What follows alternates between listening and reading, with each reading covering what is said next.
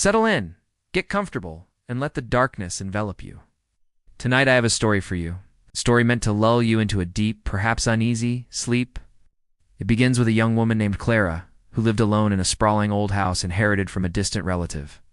The house was her sanctuary, filled with antique furniture and portraits of people she'd never met.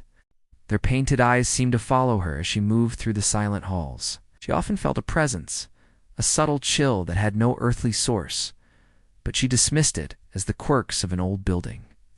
She loved the house, and the house, she believed, loved her back. One evening, while reading in the living room, she heard a faint melody. It was a lullaby, soft and gentle, coming from the floor above. She assumed it was the wind whistling through a crack in a window frame. But the tune was too perfect, too deliberate. Curiosity piqued. She climbed the creaking staircase. The music grew louder, leading her to a small, forgotten room at the end of the hall and nursery she had never opened.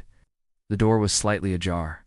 Inside, a wooden rocking horse swayed gently, as if recently ridden. The lullaby seemed to emanate from the very walls of the room. A chill crawled up her spine, but it wasn't one of fear. It felt welcoming. In the corner sat a dusty crib. As she approached it, the music softened to a hum. Peeking inside, she found a small leather-bound diary. Its pages were filled with elegant looping script. It was the diary of a woman named Alara, who had lived in the house a century ago. Alara wrote of her deep love for her infant son, Leo, and the lullaby she sang to him each night. But as Clara read on, the entries grew frantic. Alara wrote about a shadow that crept into the nursery, a cold entity that was drawn to her son's laughter. She described how the shadow would mimic her voice, singing the lullaby in a twisted, hollow tone. The final entry was a single, tear-stained sentence: "He took my Leo, and now he sings for me." Suddenly, the lullaby stopped. The silence in the room was deafening. Clara felt a cold breath on the back of her neck, and a voice, not her own, whispered directly into her ear. It was a perfect imitation of her own voice, soft and soothing. "Don't worry," it said. "I'll sing for you now." Clara never left the house again. Neighbors would sometimes report hearing a soft lullaby drifting from the upstairs window on quiet nights.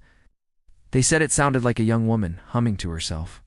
But if you listened closely, very closely, you could hear a second voice, a faint, discordant echo humming along, forever bound to the melody. Now, as you lie in your own bed, listen. Can you hear it? The faint, distant music. Perhaps it's just the wind. Or perhaps something has been listening to you, learning your voice, waiting for the perfect moment to sing you to sleep. Sweet dreams.